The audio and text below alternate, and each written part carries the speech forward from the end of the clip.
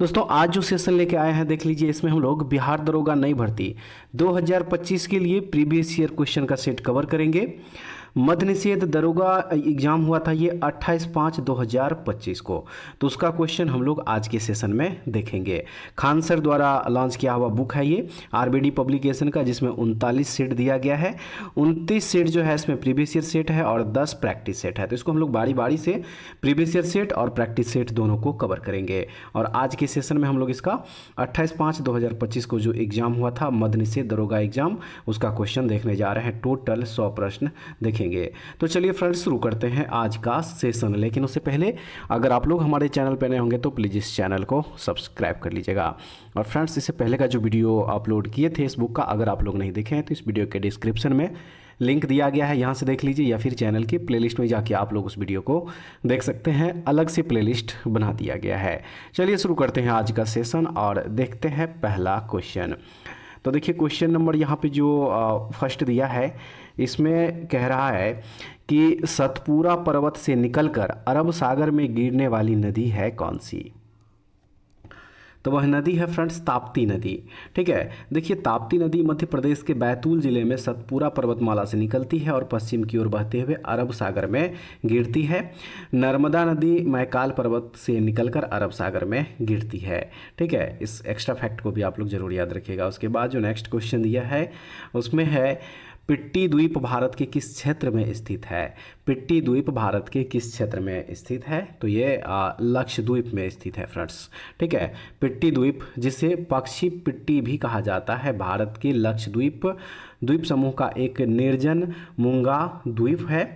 पिट्टी द्वीप एक छोटा निर्जन द्वीप है जिसका आकार लगभग 300 × 200 मीटर है।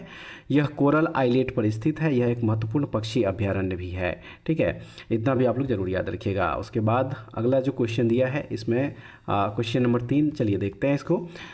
चंद्र एक्सरे वेधशाला का उद्घाटन किसने किया। नासा के द्वारा इसका उद्घाटन किया गया। ठीक है, नासा द्वारा 23 जुलाई 1999 को स्थापित चंद्र एक्सरे वेधशाला दुनिया की सबसे शक्तिशाली एक्सरे दूरबीन है। इसका नाम भारतीय अमेरिकी खगोल भौतिकीविद सुब्रमण्यन चंद्रशेखर के नाम पर रखा गया है। तो friends right answer option number इसका बी हो जाएगा। चलिए अगला क्वेश्चन, आर्यों के प्राचीनतम वेद का नाम क्या है। आर्यों के प्राचीनतम वेद का नाम है ऋग्वेद। ठीक है, आर्यों का प्राचीनतम वेद ऋग्वेद है। यह 4 वेदों में सबसे पुराना है और वैदिक संस्कृत में लिखा गया है। इसमें 10 मंडल, 1028 सूक्त और लगभग 10,580 मंत्र है। ऋग्वेद में मुख्यतः देवताओं की स्तुति करी गई है। उसके बाद जो नेक्स्ट क्वेश्चन दिया है इसको देखेंगे।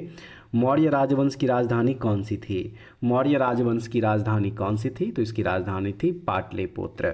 ठीक है, मौर्य वंश की राजधानी पाटलिपुत्र थी, याद रखिएगा इसको। अब जो नेक्स्ट क्वेश्चन हो जाएगा इसमें क्वेश्चन नंबर 6, देखिए इसमें है अजीत डोभाल वर्तमान में किस पद पर कार्यरत है। अजीत डोभाल वर्तमान में किस पद पर कार्यरत है, तो ये वर्तमान में भारत के सुरक्षा सलाहकार है, यानी कि नेशनल सिक्योरिटी एडवाइजर NSA, याद रखिएगा। ऑप्शन नंबर जो सी दिया है इसका सही आंसर है। एक्स्ट्रा फैक्ट यानी कि जो व्याख्या दिया गया है, चलिए इसको भी देख लीजिए।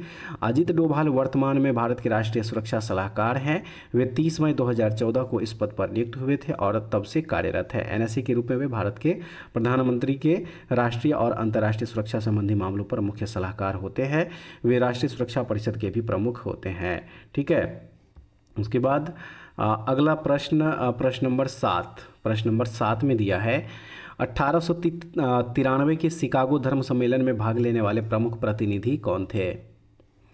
विवेकानंद है सही आंसर। ऑप्शन नंबर यहाँ पे जो डी दिया हुआ है। देखिए 1893 के शिकागो धर्म सम्मेलन में भाग लेने वाले प्रमुख प्रतिनिधि विवेकानंद थे। 1893 शिकागो में विश्व धर्म सम्मेलन 11 से 27 सितंबर तक हुआ। स्वामी विवेकानंद ने मेरे भाइयों और बहनों से भाषण शुरू किया और हिंदू धर्म की सहिष्णुता पर जोर दिया। न्यूयॉर्क हेराल्ड ने लिखा, विवेकानंद निसंदेह धर्म संसद में सबसे बड़े व्यक्ति है।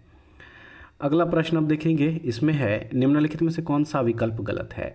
इनमें से कौन सा विकल्प गलत है। स्टॉकहोम 1972 जो दिया गया है, देखिए ये गलत हो जाएगा। व्याख्या देख लीजिए। व्याख्या दिया है स्टॉकहोम सम्मेलन स्टॉकहोम स्वीडन में 5 से 16 जून 1972, जिसे आधिकारिक रूप से मानव पर्यावरण एवं संयुक्त राष्ट्र सम्मेलन कहा जाता है, पर्यावरण संरक्षण पर आयोजित पहला वैश्विक सम्मेलन था। रियो सम्मेलन रियो डी जेनेरियो ब्राज़ील में 3 से 14 जून 1992, जिसे औपचारिक रूप से पृथ्वी सम्मेलन और संयुक्त राष्ट्र पर्यावरण और विकास सम्मेलन कहा जाता है, पर्यावरण और सतत विकास पर एक ऐतिहासिक वैश्विक सम्मेलन था। उसके बाद नेक्स्ट है मॉन्ट्रियल प्रोटोकॉल। मॉन्ट्रियल कनाडा में 16 सितंबर 1987 एक अंतर्राष्ट्रीय संधि है जो ओजोन परत की रक्षा के लिए बनाई गई थी। क्योटो प्रोटोकॉल है 11 दिसंबर 1997, यह 2005 में प्रभावी हुआ। यह अंतर्राष्ट्रीय संधि है जो जलवायु परिवर्तन को रोकने के लिए ग्रीनहाउस गैसों के उत्सर्जन को कम करने पर केंद्रित है, और यह पहला ऐसा कानूनी रूप से बाध्यकारी समझौता था जिससे औद्योगिक देशों को उनके उत्सर्जन लक्ष्यों के प्रति उत्तरदायी बनाया गया। अगला जो क्वेश्चन दिया है इसमें देख लीजिए, WTO का पूर्ण रूप क्या है। WTO का पूर्ण रूप पूछ रहा है तो वर्ल्ड ट्रेड ऑर्गेनाइजेशन इसका फुल फॉर्म होता है WTO का। ठीक है, देखिए WTO का यह सही पूर्ण रूप है। वर्ल्ड ट्रेड ऑर्गेनाइजेशन विश्व व्यापार संगठन एक अंतर्राष्ट्रीय संगठन है जो राष्ट्रों के बीच अंतर्राष्ट्रीय व्यापार के नियमों से संबंधित है। स्थापना इसका जो है 1 जनवरी 1995 को किया गया था। ठीक है फ्रेंड्स, उसके बाद जो अगला क्वेश्चन हो जाएगा इसमें देखिए कह रहा है कि आत्मीय सभा की स्थापना किसने की थी। राजा राम मोहन राय है इस प्रश्न का सही आंसर। ठीक है, आत्मीय सभा की स्थापना राजा राम मोहन राय के द्वारा किया गया था। व्याख्या है, आत्मीय सभा की स्थापना 1814 में राजा राम मोहन राय ने कोलकाता में की थी। उन्होंने 1828 में ब्रह्म समाज की स्थापना की जिसका उद्देश्य सामाजिक कुरीतियों जैसे सती प्रथा, बाल विवाह और जातिवाद का उन्मूलन था। ब्रह्म समाज ने एकेश्वरवाद और धार्मिक सुधार को बढ़ावा दिया था। उसके बाद निम्नलिखित में से कौन सा युग्म गलत है। लियाकत अली जो दिल्ली दिया गया है, देखिए ये युग्म यहाँ पे गलत हो जाएगा।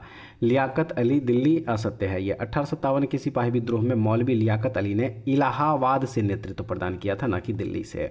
ठीक है, तो इसलिए लियाकत अली दिल्ली इस प्रश्न का सही आंसर होगा। अब अगला प्रश्न देखेंगे, इसमें है कि लोकसभा द्वारा पारित धन विधेयक को राज्यसभा अधिकतम कितने समय तक रोक सकती है। अधिकतम 14 दिनों तक रोक सकती है। ये अनुच्छेद 109(2) के अनुसार जब धन विधेयक लोकसभा द्वारा पारित किया जाता है तो उसे राज्यसभा को उसकी सिफारिशों के लिए भेजा जाता है।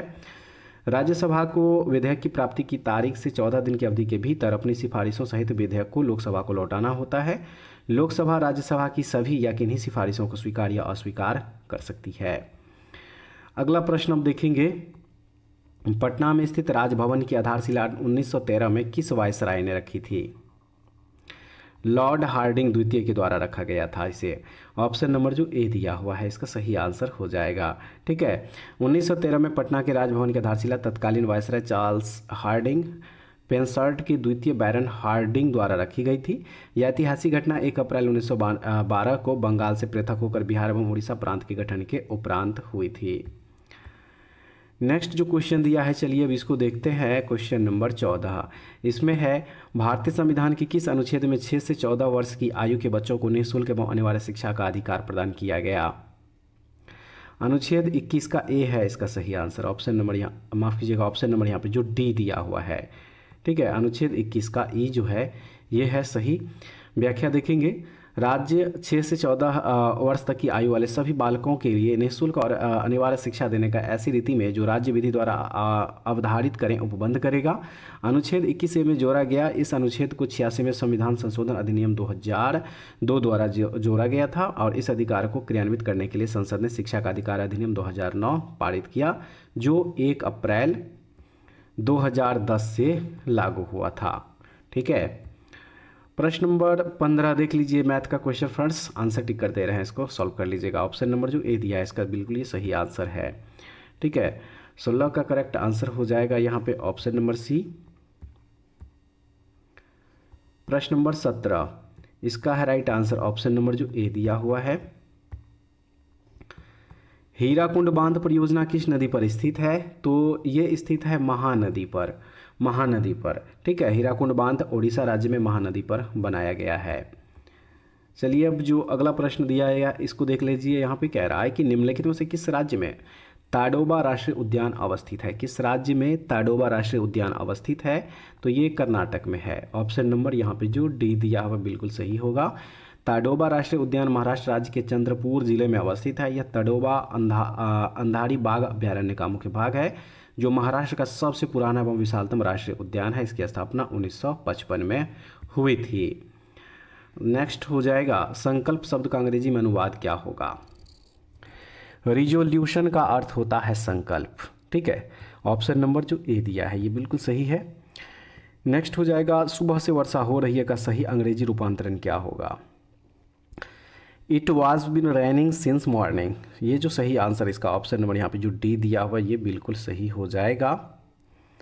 और उसके बाद जो नेक्स्ट है देखिए, इसमें है दिए गए विकल्पों में से कौन सा सही संयोजन नहीं है? छठ पूजा, माँ पार्वती पूजा, ये सही सुमेलित नहीं है। देखिए, चित्रगुप्त पूजा जिसे कलम दावात पूजा भी कहते हैं, कायस्थ समुदाय द्वारा भाई दूज के दिन ये की जाती है। जानकी नवमी माता सीता के जन्मदिन के रूप में मनाई जाती है। वसंत पंचमी में माँ सरस्वती पूजा का पर्व। और छठ पूजा बिहार और पूर्वी उत्तर प्रदेश में सूर्य देव और छठी मैया को समर्पित है। इसलिए ये जो यहाँ पे ऑप्शन नंबर ए दिया गया है ये बिल्कुल सही हो जाएगा इस प्रश्न का आंसर। अब नेक्स्ट क्वेश्चन नंबर 23 में कह रहा है कि डीडीटी का पूर्ण रूप क्या है? डीडीटी का फुल फॉर्म यहाँ पे पूछा जा रहा है, तो डाइक्लोरो डाइफिनाइल ट्राइक्लोरो इथेन है इसका सही आंसर। ऑप्शन नंबर यहाँ पे जो बी दिया हुआ है। नेक्स्ट, किस प्रकाशन कंपनी द्वारा सुधा मूर्ति की द सर्कल ऑफ लाइफ प्रकाशित की गई है? किस प्रकाशन कंपनी के द्वारा? तो ये कंपनी है penguin random house India. Option number यहाँ जो ए दिया हुआ ये बिल्कुल सही हो जाएगा, ठीक है। नेक्स्ट है कि वर्तमान में श्रीलंका के राष्ट्रपति कौन है? वर्तमान में तो अनुरा कुमार दिसानायके। ऑप्शन नंबर जो सी दिया है ये बिल्कुल सही हो जाएगा। देखिए, अनुरा कुमार दिसानायके ने 23 सितंबर 2024 को कोलंबो में आयोजित एक समारोह में अगले 6 साल की अवधि के लिए श्रीलंका के नवे राष्ट्रपति के रूप में शपथ ली। अनुरा कुमार दिसानायके ने श्रीलंका के राष्ट्रपति के रूप में रानिल विक्रमासिंघे की जगह ली, जो राष्ट्रपति चुनाव में केवल 17% वोट के साथ तीसरे स्थान पर रहे थे। प्रश्न नंबर 26 है, एडहॉक अंग्रेजी शब्द के लिए हिंदी रूप में सही शब्द क्या है? प्रयोजन हेतु। एडहॉक का अर्थ क्या होता है? प्रयोजन हेतु। ऑप्शन नंबर यहाँ जो ए दिया है। और नेक्स्ट हो जाएगा, अंग्रेजी शब्द आर्टिकल का सही अर्थ वाला शब्द क्या है? तो आर्टिकल का अर्थ होता है अनुच्छेद। ऑप्शन नंबर यहाँ पे सी हो जाएगा। अगला जो प्रश्न दिया गया है देखिए, इसमें है सी इज टीचिंग हिंदी, अंग्रेजी वाक्य का सही वाक्य में अनुवाद कीजिए। तो इसको हिंदी में क्या अनुवाद करना है? तो देखिए, इसका हिंदी हो जाएगा वह हिंदी पढ़ा रही है। ऑप्शन नंबर ए है इसका right answer. Next question, Siddharth 2 क्या है? सिद्धार्थ 2 क्या है? तो यह एक कैंसर थेरेपी मशीन है। ऑप्शन नंबर यहाँ जो सी दिया हुआ है, ठीक है।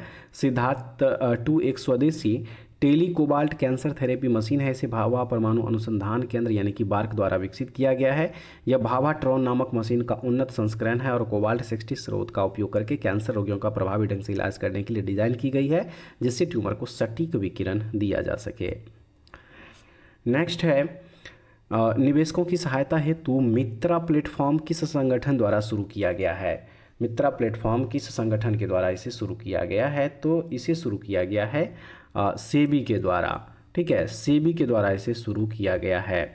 व्याख्या देखेंगे, भारतीय प्रतिभूति विनिमय बोर्ड यानी कि सेबी ने मित्रा, जिसका फुल फॉर्म होता है mutual fund investment tracing and retrieval assistant platform की शुरुआत की है। मित्रा प्लेटफॉर्म एक ऐसा प्लेटफॉर्म है जो निवेशकों को उनके निष्क्रिय और बिना दावे वाले म्यूचुअल फंड फोलियो को वापस पाने में मदद करता है। निवेशक, नामांकित व्यक्ति और कानूनी उत्तराधिकारी इस प्लेटफॉर्म का उपयोग करके अपने निवेशों का पता लगा सकते हैं। नेक्स्ट हो जाएगा, जब्त करने के लिए कौन सा अंग्रेजी शब्द सही है? जब्त करने के लिए तो अटैच जो दिया गया, देखिए इसका अर्थ होता है यहाँ पे जब्त करना। राइट आंसर ऑप्शन नंबर ए है बिल्कुल सही। और अगला प्रश्न है कि निम्नलिखित में से किस समूह में सभी वस्तुएं जैव निम्नीकरणीय नहीं है? किस समूह में सभी वस्तुएं जैव निम्नीकरणीय नहीं है? चलिए इसके लिए ऑप्शन देख लीजिए। यहाँ पे जो ऑप्शन दिया हुआ है, करेक्ट आंसर है इस प्रश्न का ऑप्शन नंबर सी, घास, लकड़ी और प्लास्टिक। ऑप्शन नंबर सी इसका सही हो जाएगा, ठीक है। अब अगला क्वेश्चन जो दिया गया है फ्रेंड्स, चलिए देखते हैं। क्रमवार पूर्व नियोजित कार्यक्रम के अनुसार किसी खेत में विभिन्न फसलों को उगाने की प्रक्रिया को क्या कहते हैं? तो ये प्रक्रिया है फसल चक्र। ऑप्शन नंबर यहाँ जो ए दिया हुआ है, किसी खेत में क्रमवार एक पूर्व नियोजित कार्यक्रम के अनुसार विभिन्न फसलों को निश्चित समयावधि में उगाना फसल चक्र कहलाता है। यह एक महत्वपूर्ण कृषि पद्धति है जिसका उद्देश्य मृदा की उर्वरता को बनाए रखना, पोषक तत्वों के संतुलन को अनुकूलित करना तथा कीट रोग एवं खरपतवारों के जीवन चक्र को बाधित करना है। अब अगला प्रश्न देख लेंगे। रक्त और शरीर की कोशिकाओं के बीच ऑक्सीजन, पोषक तत्वों और कार्बन डाइऑक्साइड का आदान प्रदान किस माध्यम से होता है?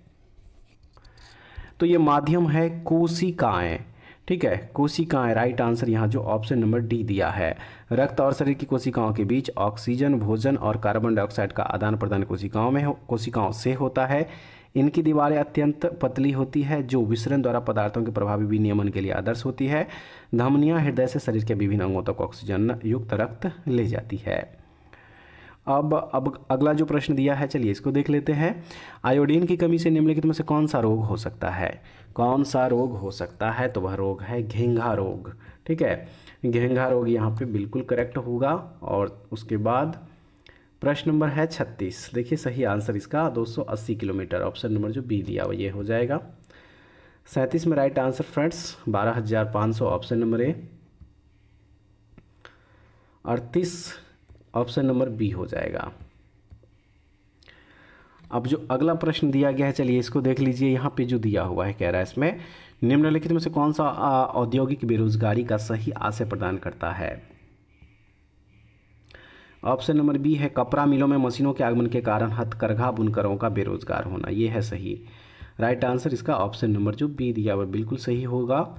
और उसके बाद जो नेक्स्ट क्वेश्चन है इसमें कह रहा है कि बिहार के कैमूर में पाए जाने वाला खनिज संसाधन निम्न में से क्या है? चूना पत्थर। बिहार के कैमूर जिले में प्रमुख रूप से चूना पत्थर लाइमस्टोन पाया जाता है। यह खनिज विंध्यन क्रम की शैलों में प्रचुरता से मिलता है। यह सीमेंट उद्योग का एक महत्वपूर्ण कच्चा माल होता है। अगला प्रश्न है कि मांग और पूर्ति किस प्रकार का बाजार कीमत निर्धारण करती है? संतुलन कीमत निर्धारित करती है ये। ठीक है, संतुलन कीमत वह कीमत होती है जहां किसी वस्तु या सेवा की मांग उसकी पूर्ति मात्रा उत्पादक के ठीक बराबर होती है। इसी बिंदु पर बाजार साफ हो जाता है, यानी ना तो अतिरिक्त मांग होती है और ना ही अतिरिक्त पूर्ति। यह कीमत स्वतंत्र रूप से बाजार में मांग और पूर्ति की शक्तियों की अंतरक्रिया द्वारा निर्धारित होती है। प्रश्न नंबर 42। किस वर्ष में सहकारी साख समिति अधिनियम भारत में पारित हुआ था? 1904 ईस्वी में पारित हुआ था, ये याद रखिएगा इसको।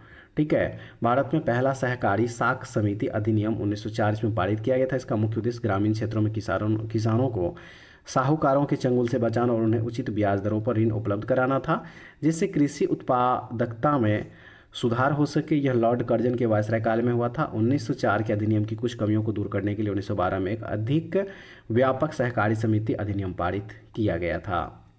देखेंगे अब अगला प्रश्न दिया है, बिहार बिजनेस कनेक्ट 2024 का कब आयोजन किया गया? तो इसका आयोजन किया गया था 19 से 20 दिसंबर 2024 को। ऑप्शन नंबर सी हो जाएगा सही। देखिए, बिहार बिजनेस कनेक्ट 2024 एक वैश्विक निवेशक शिखर सम्मेलन 19 और 20 दिसंबर 2024 को पटना में आयोजित किया गया। इस सम्मेलन का आयोजन ज्ञान भवन में हुआ था, जो बिहार सरकार द्वारा आयोजित किया गया था। नेक्स्ट क्वेश्चन है इसमें कि हार्पर कोलिंस द्वारा रचित पुस्तक the book of Bihari literature के लेखक कौन है? तो इस पुस्तक के लेखक अभय के हो जाएगा। Option number C. उसके बाद देख लीजिए प्रश्न नंबर जो 45 दिया गया है फ्रेंड्स। इस प्रश्न को पहले आप लोग पूरा देख लीजिए। इसका सही आंसर ऑप्शन नंबर सी, कथन 1 और 2 दोनों सत्य है ये। ठीक है, 46 का सही आंसर ऑप्शन नंबर डी होगा। प्रश्न number 47 right answer option number B हो जाएगा इसका। ठीक है, नेक्स्ट है कि हाल में रामसर साइट का दर्जा प्राप्त थेरथंगल पक्षी अभ्यारण्य निम्नलिखित में से किस राज्य में स्थित है? तमिलनाडु इसका सही आंसर होगा। थेरथंगल पक्षी अभ्यारण्य तमिलनाडु के रामनाथपुरम जिले में स्थित है। यह अभ्यारण्य मध्य एशियाई फ्लाईवे के किनारे स्थित है और spot billed pelican, black headed ibis और ओरिएंटल डार्टर सहित जलीय पक्षियों के लिए महत्वपूर्ण प्रजनन स्थल और चारागाह है। नेक्स्ट हो जाएगा इसमें कि किस भारतीय को honorary officer of the order of Fiji से सम्मानित किया गया? श्री श्री रविशंकर। राइट आंसर इसका ऑप्शन नंबर बी होगा। श्री श्री रविशंकर को honorary officer of the order of Fiji से सम्मानित किया गया है। यह सम्मान उन्हें फिजी में बहुआयामी सामाजिक और सांस्कृतिक योगदान के लिए दिया गया है, जो वहाँ की शांति और सद्भावना को बढ़ाता है। नेक्स्ट है कि नीचे दिए गए किलों में से कौन सा राजस्थान राज्य में नहीं आता। रोहतासगढ़, ये नहीं आता है। रोहतासगढ़ जिले का निर्माण सूर्यवंशी राजा सत्य हरिश्चंद्र के पुत्र रोहिताश्व ने किया था। शेरशाह सूरी ने 1541 में इसे किले का पुनर्निर्माण कराया। रोहतासगढ़ किला बिहार राज्य के रोहतास जिले में स्थित है और यह राजस्थान में नहीं है। ऑप्शन नंबर सी जो दिया गया ये बिल्कुल सही है। नेक्स्ट हो जाएगा, निम्नलिखित में से किस संस्था को रमन मैग्सेसे पुरस्कार 2024 प्रदान किया गया। राइट आंसर ऑप्शन नंबर जो ए दिया है बिल्कुल सही होगा। अब चलिए अगला क्वेश्चन हम यहाँ पे देखेंगे। इस पे है कि कृति मैं जब तक आई बहार के लिए किस लेखक को साहित्य अकादमी पुरस्कार 2024 प्रदान किया गया। गगन गिल को प्रदान किया गया है ये कृति। मैं जब तक आई बाहर के लिए हिंदी कवियत्री गगन गिल को साहित्य अकादमी पुरस्कार 2024 प्रदान किया गया। यह पुरस्कार भारतीय भाषाओं में साहित्यिक कृतियों की उत्कृष्टता को मान्यता देता है। अंग्रेजी भाषा के लिए स्टरीन कीरे की कृति स्पिरिट नाइट्स को यह पुरस्कार प्रदान किया गया। 53 नंबर क्वेश्चन, अभिकरण और कारण के रूप में जो कथन दिए गए हैं कोड के अनुसार अपने उत्तर को चिन्हित करें। देखिए अभिकरण है हीरा और ग्रेफाइट कार्बन के अपर रूप है। कारण है कुछ तत्वों के एक ही भौतिक अवस्था में होते हुए भी कई अलग संरचनात्मक रूप से। तो सही आंसर इसका हो जाएगा यहाँ पे ऑप्शन नंबर बी। ठीक है, ऑप्शन नंबर बी हो जाएगा ये। ए और दोनों सही है, आर ए का सही स्पष्टीकरण नहीं है। लेकिन उसके बाद अगला क्वेश्चन है, जब एक नाव से आगे की ओर कूदता है और नाव पीछे की ओर गति करती है तो यह घटना गति के किस नियम का उदाहरण है। गति का तीसरा नियम, ऑप्शन नंबर जो सी दिया है। व्याख्या जो दिया गया चलिए इसको देखते हैं। नाविक का आगे कूदना और नाव का पीछे की ओर गति करना न्यूटन के गति के तीसरे नियम को प्रदर्शित करता है। यह नियम कहता है कि प्रत्येक क्रिया के लिए एक समान और विपरीत प्रतिक्रिया होती है। उसके बाद अगला प्रश्न है, यदि हम एक तीर को कमान पर रखें और उसकी डोरी को खींचें तो इस स्थिति में कमान में कौन सी ऊर्जा संचित होती है। स्थितिज ऊर्जा हो जाएगा ये। जब कमान की डोरी को खींचा जाता है तो कमान और डोरी में उनकी विकृत अवस्था के कारण स्थितिज ऊर्जा संग्रहित हो जाती है। ठीक है, अगला प्रश्न अब देख लीजिए। देखिए इसमें है सही विकल्प का चयन करें। पहले जो विकल्प दिया गया है इसको देख लीजिए। एक वस्तु का द्रव्यमान स्थान के अनुसार अपरिवर्तित रहता है। ये जो विकल्प दिया गया है ये बिल्कुल सही हो जाएगा। ठीक है, यहाँ पे ऑप्शन नंबर डी है सही। प्रश्न नंबर 57, राइट आंसर इसका ऑप्शन नंबर बी है। अगला क्वेश्चन नंबर 58, निम्नलिखित अम्लों का उनके प्राकृतिक स्रोत से मिलान करें। ऑप्शन नंबर ए इसका सही हो जाएगा। ए का 3, सिरका एसिटिक एसिड सिरका में। उसके बाद बी का संतरा साइट्रिक एसिड पाया जाता है और दही जो है इसमें लैक्टिक एसिड पाया जाता है। तो ऑप्शन नंबर ए इसका बिल्कुल सही होगा। और अगला प्रश्न जो दिया है चलिए इसको देख लीजिए। कह रहा है कि वर्ष 2026 में 20वें एशियाई खेलों का आयोजन कहाँ किया जाएगा। जापान में इसका आयोजन होगा। वर्ष 2026 में 20वें एशियाई खेलों का आयोजन जापान के एची प्रांत और नागोया शहर में किया जाएगा। इसका आयोजन 19 सितंबर से 4 अक्टूबर 2026 तक होगा। ठीक है, याद रखना इसको। अगला जो प्रश्न है देखिए इसमें है कि श्री थर्मन शनमुगरत्नम किस देश के राष्ट्रपति नियुक्त हुए हैं अप्रैल 2025 तक। सही आंसर सिंगापुर के है ये। ऑप्शन नंबर यहाँ पे जो सी दिया हुआ है। अगला क्वेश्चन है कि काला घोड़ा कला महोत्सव का 25वां संस्करण 25 जनवरी से 2 फरवरी 2025 तक कहाँ आयोजित किया गया। मुंबई में इसका आयोजन हुआ था। ऑप्शन नंबर बी हो जाएगा। नेक्स्ट क्वेश्चन यहाँ पे है कि शारदा सिन्हा को किस क्षेत्र में पद्म विभूषण पुरस्कार से सम्मानित किया गया। कला के क्षेत्र में। शारदा सिन्हा बिहार की प्रसिद्ध लोक गायिका हैं। उन्हें कला के क्षेत्र में उनके योगदान के लिए पद्म विभूषण 2018 में और पद्मश्री 1991 में से सम्मानित किया गया था। शारदा सिन्हा को 2025 में पद्म विभूषण मरणोपरांत से सम्मानित किया गया है। अगला जो क्वेश्चन दिया है फ्रेंड्स चलिए देखते हैं इसको। निम्नलिखित में से किस फिल्म ने 2025 के बाफ्टा पुरस्कारों में सर्वश्रेष्ठ फिल्म का पुरस्कार जीता। कॉनक्लेव 2025 के बाफ्टा पुरस्कारों में कॉनक्लेव फिल्म ने सर्वश्रेष्ठ फिल्म का पुरस्कार जीता है। नेक्स्ट है, निम्नलिखित में से किसे मणिपुर में बहादुरी के लिए शौर्य चक्र 2025 से सम्मानित किया गया? सूबेदार मोहन राम। ऑप्शन नंबर यहाँ जो बी दिया हुआ ये बिल्कुल सही हो जाएगा। देखिए, शौर्य चक्र एक भारतीय सैन्य सम्मान है जो असाधारण बहादुरी के लिए दिया जाता है। 2025 में यह सम्मान मणिपुर में बहादुरी के प्रदर्शन के लिए सूबेदार मोहन राम को प्रदान किया गया, जिनकी वीरता से इस क्षेत्र में सुरक्षा को बढ़ावा मिला। महात्मा बुद्ध की शिक्षाओं का संग्रह क्या कहलाता है? त्रिपिटक। बुद्ध की शिक्षाओं का संग्रह त्रिपिटक कहलाता है, जिसका शाब्दिक अर्थ 3 पिटारियाँ या 3 टोकरियाँ है। यह बौद्ध धर्म का प्रमुख ग्रंथ है जो पाली भाषा में रचित है। इसमें 3 मुख्य भाग सम्मिलित हैं। एक हो जाएगा विनय पिटक, जिसमें संघ संबंधी नियम तथा दैनिक आचार विचार के प्रावधान विधान है। दूसरा सुत्त पिटक, जिसमें बुद्ध के उपदेश एवं संवादों का बृहद संग्रह है। और तीसरा अभिधम्म पिटक, जो बौद्ध धर्म के दार्शनिक सिद्धांतों की गहन विवेचना करता है। और इन पिटकों का संकलन बुद्ध के महापरिनिर्वाण के उपरांत विभिन्न बौद्ध संगीतियों में किया गया है। ये नेक्स्ट है कि विधवा पुनर्विवाह को वैधता दिलाने वाला प्रमुख समाज सुधारक कौन था? ईश्वर चंद्र विद्यासागर थे। ऑप्शन नंबर जो ए दिया हुआ है। ठीक है, ईश्वर चंद्र विद्यासागर ने विधवा पुनर्विवाह के लिए संघर्ष किया। 1856 में लॉर्ड डलहौजी द्वारा मसौदा तैयार कर लॉर्ड कैनिंग के शासन में हिंदू विधवा पुनर्विवाह अधिनियम पारित किया हुआ और इस अधिनियम ने विधवाओं के पुनर्विवाह को कानूनी मान्यता दी। विद्यासागर ने शास्त्रों का अध्ययन कर इसे धार्मिक रूप से सही ठहराया और पहले विधवा पुनर्विवाह कोलकाता में करवाया था। नेक्स्ट है, यंग इटली की स्थापना किसने की थी? मैजिनी के द्वारा यंग इटली की स्थापना करी गई। ऑप्शन नंबर जो बी दिया है ये बिल्कुल सही है। और उसके बाद चलिए नेक्स्ट, इसमें है निम्नलिखित में से किस धातु को चाकू से आसानी से काटा जा सकता है? ये धातु हो जाएगा सोडियम।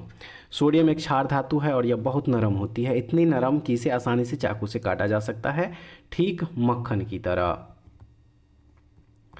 लोहे के संक्षारण को रोकने के लिए निम्नलिखित में से कौन सी विधि उपयुक्त नहीं है? भर्जन विधि उपयुक्त नहीं है। ठीक है, याद रखिएगा इसको। अगला क्वेश्चन हो जाएगा, कमरे के तापमान पर किसी द्रव के वाष्पीकरण के दौरान शीतलन का प्रभाव किस प्रक्रिया के कारण होता है? वाष्पीकरण। ठीक है, वाष्पीकरण के दौरान द्रव के कण ऊर्जा अवशोषित करके गैस अवस्था में परिवर्तित होते हैं और यह ऊर्जा शेष द्रव से ली जाती है, जिससे उसका तापमान कम हो जाता है और शीतलन प्रभाव उत्पन्न होता है। नेक्स्ट जो हो जाएगा, इसमें कह रहा है कि मुद्रास्फीति के दौरान कर्जदाता को होता है एवं ऋणी को होता है। कर्जदाता को हानि और ऋणी को क्या होता है? लाभ होता है मुद्रास्फीति के दौरान, याद रखिएगा। अगला प्रश्न है, गरीब और जरूरतमंद इलाकों में बंजर मूल्य से कम कीमत पर अनाज बांटना क्या कहलाता है? निर्गम कीमत कहलाता है। ठीक है, निर्गम कीमत वह कीमत होती है जिस पर सरकार सार्वजनिक वितरण प्रणाली यानी कि पीडीएस के माध्यम से गरीब लोगों को अनाज उपलब्ध कराती है। यह कीमत बाजार कीमत से काफ़ी कम होती है ताकि गरीब लोग भी अनाज खरीद सके। सतत विकास की सबसे सटीक परिभाषा क्या है? तो इसकी जो सबसे सटीक परिभाषा है वह है ऐसा विकास जो वर्तमान की आवश्यकताओं की पूर्ति करे लेकिन भविष्य की पीढ़ियों को अपनी आवश्यकताओं को पूरा करने की क्षमता से समझौता ना करे। प्रश्न नंबर 74, इसमें है भारत के किस राज्य में सर्वाधिक वन प्रतिशत पाया जाता है? मिजोरम है सही आंसर। भारत वन स्थिति रिपोर्ट 2021 के अनुसार भौगोलिक क्षेत्र के प्रतिशत के रूप में सर्वाधिक वन आवरण मिजोरम 84.53% में है। ठीक है, नेक्स्ट देख लीजिए, निम्नलिखित को सुमेलित कीजिए। पहले विकल्प देख लीजिए यहाँ पे और आगे भी दिया हुआ है। ऑप्शन नंबर यहाँ पे ए हो जाएगा फ्रेंड्स, आप लोग इसको मिलान कर लीजिएगा। ठीक है, अगला जो क्वेश्चन दिया है इसमें देखिए, इसमें है निम्नलिखित में से कौन सा सही सुमेलित है? 1 का बी, 2 का ए और 3 का सी। यहाँ पे देखिए, महादेव पहाड़ियाँ जो है ये सतपुरा श्रेणी में है। 2 का ए इलायची पहाड़ियाँ सह्याद्री में और उसके बाद 3 का कैमूर की पहाड़ियाँ ये विंध्याचल श्रेणी है। हो जाएगा इसका तो right answer option number B है। ठीक है, अब जो नेक्स्ट क्वेश्चन हो जाएगा इसमें वह है, भारतीय संविधान में केंद्र और राज्यों के बीच शक्तियों का विभाजन किस अनुच्छेद के तहत किया गया? अनुच्छेद 246। अनुच्छेद 246 भारतीय संविधान की 7वीं अनुसूची के साथ मिलकर काम करता है। 7वीं अनुसूची में 3 अनुसूचियां हैं, ठीक है। एक में देखिए, संघ सूची में वे विषय शामिल है जिन पर केवल संसद यानी कि केंद्र सरकार कानून बना सकती है। उसके बाद जो आगे दिया गया है राज्य सूची, ठीक है। राज्य सूची में वे विषय शामिल हैं जिन पर सामान्य परिस्थितियों में केवल राज्य विधानमंडल कानून बना सकते हैं। और समवर्ती सूची में वे विषय शामिल हैं जिन पर संसद और राज्य विधानमंडल दोनों कानून बना सकते हैं। प्रश्न नंबर हो जाएगा 78, कह रहा है इसमें कि हाल ही में गोवा में आयोजित 55वें अंतर्राष्ट्रीय फिल्म महोत्सव में कौन सा देश कंट्री ऑफ फोकस था? ऑस्ट्रेलिया। ऑप्शन नंबर ए इसका सही हो जाएगा। नेक्स्ट है कि 18 नवंबर 2024 को किसे भारत का नियंत्रक व महालेखा परीक्षक नियुक्त किया गया? के संजय मूर्ति हो जाएगा राइट आंसर। ऑप्शन नंबर यहाँ जो बी दिया हुआ है। आइए फ्रेंड्स, अब देखते हैं अगला प्रश्न। भारत के 52वें संवैधानिक संशोधन अधिनियम 1985 का संबंध किस प्रमुख संवैधानिक प्रावधान से है? दल बदल कानून, यानी कि ऑप्शन नंबर जो डी दिया है। देखिए, 52वां संविधान संशोधन अधिनियम 1985 भारतीय राजनीति में राजनीतिक दल बदल की समस्या को रोकने के लिए लाया गया था। इस संशोधन के माध्यम से संविधान में 10वीं अनुसूची जोड़ी गई जिसे दल बदल विरोधी कानून के रूप में जाना जाता है। अब जो नेक्स्ट दिया गया है इसको देख लीजिए। इसमें दिया है कि राजनीतिक दलों में सुधार कैसे हो, इस संदर्भ में निम्नलिखित में से कौन सा कथन सत्य है? तो सबसे पहले आप लोग इस कथन जो दिया गया यहाँ पे इसको देख लीजिए। सही है ऑप्शन नंबर बी, केवल कथन 2। अच्छे आचरण वाले लोग राजनीतिक दल में शामिल हो सकते हैं, ठीक है। अगला जो प्रश्न हो जाएगा इसमें प्रश्न नंबर 82। इसमें है, संविधान के तहत न्यायिक समीक्षा कौन करता है? दोनों सर्वोच्च न्यायालय और उच्च न्यायालय दोनों करता है इसका समीक्षा। निम्नलिखित में से कौन सा कथन सही नहीं है? समाजवाद पूंजीवादी अर्थव्यवस्था का विकास, समाजवाद में जो पूंजीवादी अर्थव्यवस्था का विकास दिया गया ये सही नहीं है, ठीक है।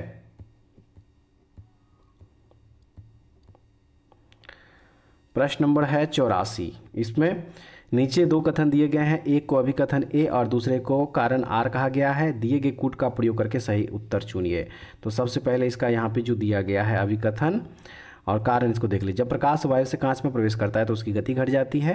कारण है कि वायु की अपेक्षा कांच प्रकाशीय रूप से सघन माध्यम है। आंसर ऑप्शन नंबर ए और आर दोनों सही है और आर ए का सही स्पष्टीकरण करता है। अगला प्रश्न अब देख लीजिए यहाँ पे। इसमें है, निम्नलिखित का मिलान करें स्तंभ ए और स्तंभ बी में। ऑप्शन नंबर बी इसका सही हो जाएगा। ए का 4 दूरी, देखिए ये वास्तविक पथ की तय की गई कुल लंबाई होती है। बी का 3 वेग, दिशा सहित चाल। उसके बाद सी का 1 त्वरण जो है ये समय के सापेक्ष वर्ग में परिवर्तन होता है। उसके बाद डी का 2 यानी कि विस्थापन जो है ये 2 बिंदुओं के बीच सबसे छोटा पथ होता है। ऑप्शन नंबर बी इसका सही हो जाएगा, ठीक है। प्रश्न नंबर जो 86 दिया गया है इसमें देखिए, इसमें कह रहा है कि निम्नलिखित में से किस वैज्ञानिक को आनुवांशिकी का पितामह के रूप में जाना जाता है? Gregor John Mendel. Option number जो सी दिया हुआ ये बिल्कुल सही हो जाएगा। ग्रेगर जॉन मेंडल को आनुवांशिकी का जनक माना जाता है। उन्होंने 19वीं सदी के मध्य में मटर के पौधों पर अपने प्रसिद्ध संकरण प्रयोग किए थे और इन प्रयोगों के माध्यम से उन्होंने वंशानुक्रम के मूलभूत सिद्धांतों, जिन्हें मेंडल के नियम कहा जाता है, की खोज की, जिससे आनुवांशिकी विज्ञान की नींव पड़ी थी। गर्मीनी दृष्टि क्या है? गर्मीनी दृष्टि क्या है? मातृ एवं शिशु स्वास्थ्य अनुसंधान के लिए एक डेटा भंडार है। ऑप्शन नंबर यहाँ जो बी दिया हुआ है। अक्टूबर 2024 को निम्नलिखित में से किसे राष्ट्रीय महिला आयोग के अध्यक्ष नियुक्त किया गया? विजय किशोर राहटकर इसका सही हो जाएगा। ऑप्शन नंबर यहाँ जो सी दिया हुआ है। अगला प्रश्न, निम्नलिखित में से किसने जनवरी 2025 में हिंद महासागर रीम संघ के महासचिव का पद ग्रहण किया? संजीव रंजन हो जाएगा सही। ऑप्शन नंबर जो बी दिया हुआ है। उसके बाद निम्नलिखित में से कौन 11 दिसंबर 2024 को भारतीय रिजर्व बैंक के 26वें गवर्नर के रूप में पद ग्रहण किए? संजय मल्होत्रा। संजय मल्होत्रा ऑप्शन नंबर जो सी दिया बिल्कुल सही है। अगला क्वेश्चन है कि हाल ही में पद ग्रहण करने वाले राष्ट्राध्यक्ष प्रधानमंत्री का कौन सा युग्म सुमेलित नहीं है? प्रबोवो सुबियांतो, ये जो कंबोडिया यहाँ पे जो दिया गया ये सही नहीं है। देखिए प्रोबोवियो सुबियांतो इंडोनेशिया के नवनिर्वाचित राष्ट्रपति हैं, ना कि कंबोडिया के। तो इसलिए सही आंसर इसका ऑप्शन नंबर ए हो जाएगा। अगला प्रश्न, FBI के वर्तमान निदेशक कौन है? सही आंसर काश पटेल हो जाएगा। FBI के वर्तमान निदेशक काश पटेल हैं। उन्होंने 21 फरवरी 2025 को इस पद को ग्रहण किया था। FBI का फुल फॉर्म होता है फेडरल ब्यूरो ऑफ इन्वेस्टिगेशन, और यह संयुक्त राज्य अमेरिका के न्याय विभाग की प्राथमिक आपराधिक जांच शाखा और एक घरेलू खुफिया एजेंसी है। यह दुनिया की सबसे शक्तिशाली जांच एजेंसियों में से एक मानी जाती है। सबसे अधिक मूल्यवान मुद्रा कौन सी है? कुवैती दिनार हो जाएगा सही। ठीक है, ऑप्शन नंबर यहाँ जो बी दिया हुआ है।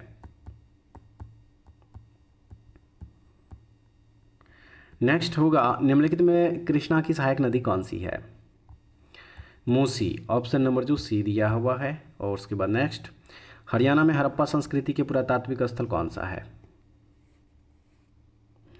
राखी गढ़ी है सही आंसर, ऑप्शन नंबर जो बी दिया हुआ है। हरियाणा में राखी गढ़ी और बनावली दोनों सिंधु घाटी सभ्यता के प्रमुख पुरातात्विक स्थल है। राखी गढ़ी की खोज 1963 में हुई और 1990 में डॉक्टर VN मिश्रा ने प्रारंभिक खुदाई की और 97-99 में अमरेंद्र नाथ ने व्यापक उत्खनन किया। बनावली की खोज 1973 में डॉक्टर RS बिष्ट ने की थी। अगला प्रश्न हो जाएगा, भारत में चाय के उत्पादन के लिए सर्वाधिक क्षेत्रफल वाला राज्य कौन है? असम इसका सही आंसर हो जाएगा। और अगला क्वेश्चन, किस देश में पैरा ओलंपिक तीरंदाजी का आयोजन हुआ?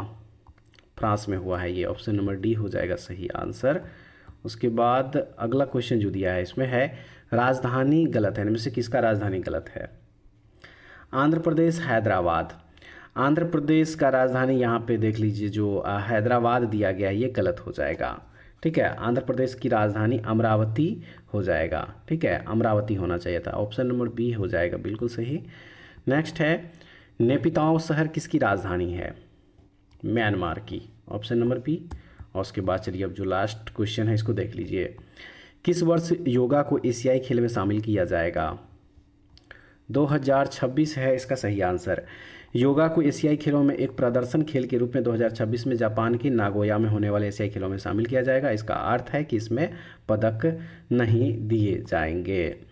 तो फ्रेंड्स, उम्मीद है आज जो सेशन लेके आए थे आप लोगों के लिए काफ़ी यूजफुल होगा। जरूर देखिएगा इसको, जरूर बताइएगा कि आप लोग इसमें से टोटल कितना क्वेश्चन सही कर पाए हैं। ठीक है, ऐसे वीडियो के लिए चैनल से जुड़े रहिए। अगले वीडियो द्वारा फिर मिलेंगे, तब तक के लिए जय हिंद।